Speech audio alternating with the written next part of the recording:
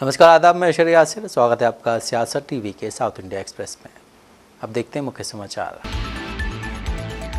हैदराबाद से सांसद और एमआईएम अध्यक्ष असदुद्दीन ओवैसी ने आज कहा है कि मैंने 2 से ज्यादा आरटीआई आवेदन दायर किए, जिसमें मैंने सरकार से पूछा है कि प्रधानमंत्री आवास योजना के तहत दिए जा रहे घरों में से कितने घर मुसलमानों को दिए जा रहे हैं, सरकारी योजनाओं में मुसलमानों की हिस्सेदारी कितनी है। दिल्ली में चाहे आम आदमी पार्टी और केंद्र सरकार, सारी घोषणा चुनाव से पहले ही की जा रही है। इससे यही पता चलता है कि वन नेशन वन इलेक्शन मतदाताओं के हित में नहीं है और संविधान के खिलाफ है।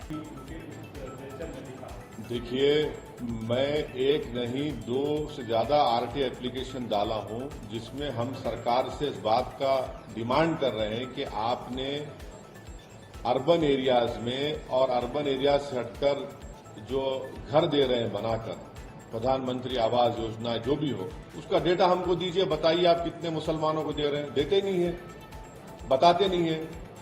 भाई क्या शेयर है उसमें, जो आप गवर्नमेंट की स्कीम जो है इसमें मुसलमानों का क्या शेयर है बताइए। आप सबके समाज का, खास तौर से मुसलमानों का देते नहीं है। आप ये दिखाने को खड़ा कर देते हैं, थोड़ा बहुत देते हैं, असल शेयर क्या है उनका वो नहीं बताना चाहते हैं। अब चुनाव है तो इसीलिए सब करना पड़ रहा है। मगर याद रखिए कि चाहे ये मौजूदा केजरीवाल की ड्रामेबाज सरकार हो या प्रधानमंत्री की कम्युनल सरकार हो, इससे ये बात मालूम हो रही है कि अगर वन नेशन वन इलेक्शन होगा तो फिर ये सब चीजें नहीं मिलेगी। अब पार्लियामेंट का चुनाव हुआ 6 महीने पहले, अब दोबारा चुनाव हो रहा है तो हर सरकार अपना अपना अनाउंसमेंट कर रही है। इससे देश को समझना है।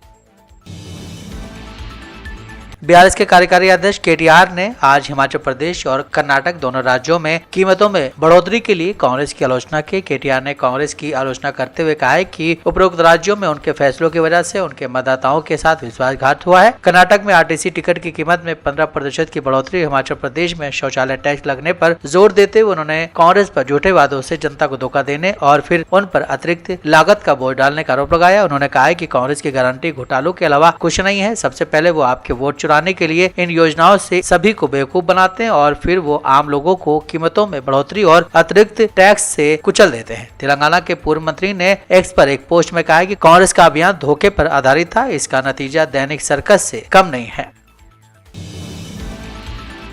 हाइड्रा ने जनता से सीधे शिकायतें लेने का निर्णय लिया है। हाइड्रा आयुक्त एवी रंगनाथ 6 जनवरी को सुबह 10:30 बजे से दोपहर 2 बजे के बीच मुख्यालय बुद्ध भवन में शिकायतें स्वीकार करेंगे। इस दिन आम जनता अपनी शिकायतें सीधे आयुक्त को दे सकती है। स्थानीय रिपोर्ट्स के मुताबिक हाइड्रा द्वारा पर्याप्त शिकायतों को बिना किसी कानूनी विवाद के 10 दिनों के भीतर व्यवस्थित रूप से हल किया जाएगा। एजेंसी विशेष रूप से तालाबों, झीलों और नालों के अतिक्रमण की शिकायतों पर ध्यान केंद्रित करेगी। सरकार जल्द ही हैदराबाद में हाइड्रा पुलिस स्थापित करेगी, जिसका उद्घाटन संक्रांति से पहले होने की संभावना है। इस पर कल जियो आने की संभावना है। पुलिस स्टेशन स्थापित होने के बाद एजेंसी ने जनता की शिकायतों का स्वागत करने का निर्णय लिया है, जिसके लिए हर सोमवार को एक कार्यक्रम आयोजित किया जाएगा।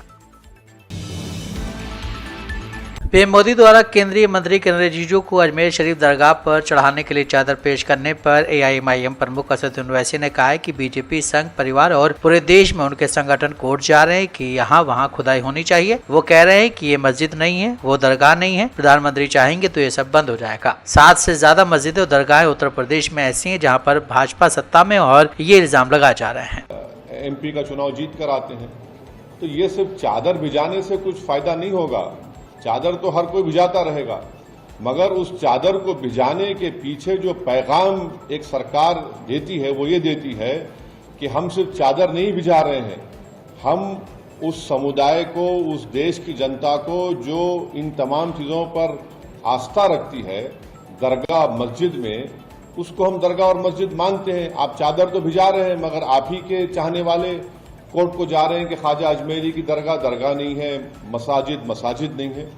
तो ये इस चीज को ये रोकने की जरूरत है और असली काम जो सरकार को करना है वो रोके, इन तमाम चीजों को रोक लगाए कि क्या ये क्यों कर रहे हैं लोग सब जाकर तमाशा। ये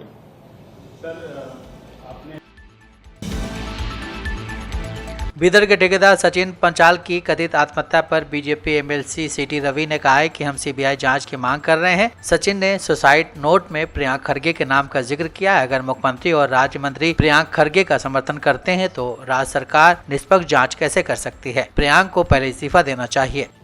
उसके बारे में सीबीआई जांच होना अपना डिमांड है, सीबीआई जांच करना।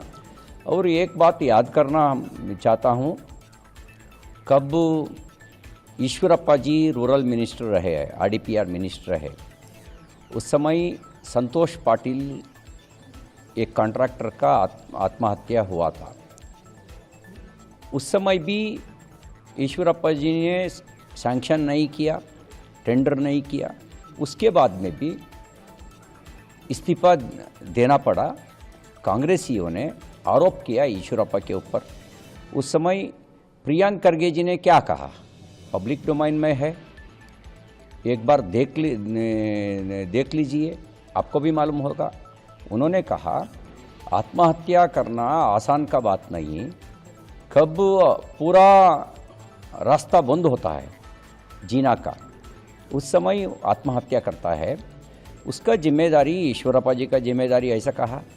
आज भी सचिन पंचाल आत्महत्या किया ना। कर्नाटक विधान परिषद के एलओपी और बीजेपी नेता चलवादी नारायण स्वामी ने कहा है कि जब मंत्री का नाम इसमें आया है तो उन्हें जवाब देना चाहिए। हनी ट्रैप गैर कानूनी है। हमने पुलिस स्टेशन में शिकायत दर्ज कराई लेकिन कोई कार्रवाई नहीं हुई है। सचिन तो कॉन्ट्रैक्टर थे, कोई काम लेना चाहते थे, मगर वो राजू कपनर से मिला, तो वो पूरे गैंग मंत्री जी प्रियंक खरगे जी के साथ जोड़ा है। सो क्या हुआ गड़बड़ पता नहीं, मगर उनके बिजनेस में कुछ प्रॉब्लम होगा रहेंगे। वो गुलबर्गा में एक कमरे लेके इधर ही था। सो उनका रिलेशनशिप बहुत अच्छे थे। ये मंत्री जी से कई बार मिलवाया, कॉन्ट्रैक्ट भी दिलाया, बिल भी पास हुआ। बीच में क्या गड़बड़ होगा पता नहीं, मगर वो सुसाइड हो गया। अभी सुसाइड होने के बाद वो पत्र लिखा है डेथ नोट में, वो गैंग कौन कौन है 8 आदमी का लिखा है, सुपारी दिया 4 आदमी को वो भी लिखा है, और मंत्री जी का नाम भी लिखा है। ये पूरे गैंग मंत्री जी का है, उनका बात छोड़ के कुछ नहीं करेंगे ये, उसके वास्ते वो सभी लिखा है। सो इसमें क्या होता है, मंत्री जी का नाम आने से उनका वो ये जिम्मेदारी है, इसको उत्तर देना है, आंसर देना है, मगर नहीं है इसमें मनी मैटर डिफरेंट। और ये भी है 2-3 लेडीज को रख के हनी ट्रैप भी कर रहा है ये गैंग, ये भी लिखा है मेरा पास, पूरे पत्र है वो। जब क्या होता लीगली तमिलनाडु के विरुधुनगर जिले में पटाखा निर्माण इकाई में विस्फोट से 6 मजदूरों की मौत हो गई। बताया जा रहा है कि विस्फोट केमिकल को मिलाने की प्रक्रिया के दौरान हुआ, जिससे कई रूम पूरी तरह से ध्वस्त हो गए। वहीं अधिकारियों के मुताबिक अग्निशमन और बचाव विभाग की गाड़ियां मौके पर पहुंची। पुलिस भी मौके पर पहुंचकर घटना की जांच कर रही है। इस फैक्ट्री के 35 कमरों में 80 से ज्यादा मजदूर काम करते हैं। पटाखा बनाने वाली ये फैक्ट्री अप्पनायकनपट्टी पंचायत के बोयमपुरम गाँव में है, जिसे बालाजी नामक व्यक्ति चलाते हैं। घटना उस समय हुई जब फैक्ट्री में काम चल रहा था और कर्मचारी अपने नियमित काम पर लगे हुए थे। मरने वालों की पहचान वेलमुरुगन, नागराज, कन्नन, कामराज, शिव कुमार और मीनाक्षी सुंदरम के रूप में की गई है, जो विस्फोट में जलकर मर गए हैं। इसके अलावा एक अन्य शख्स को गंभीर स्थिति में सरकारी अस्पताल में भर्ती कराया गया है। साउथ इंडिया एक्सप्रेस यहीं समाप्त होता है। मुझे दें इजाजत। बाकी खबरों के लिए आप बने रहें सियासत टीवी के साथ।